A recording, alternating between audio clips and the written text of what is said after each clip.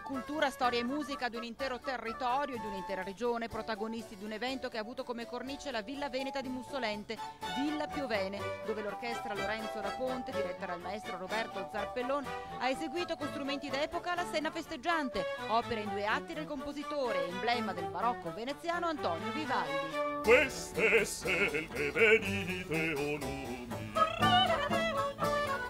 Una serata che l'amministrazione comunale ha voluto dedicare ai paesi della riviera del Brenta messi in ginocchio dal tornado dei giorni scorsi, con un occhio particolare di riguardo proprio alle ville venete, quell'immenso patrimonio della nostra regione che proprio durante la tromba d'aria hanno subito ingenti danni. Queste catastrofi stanno distruggendo anche quello che è il nostro patrimonio storico,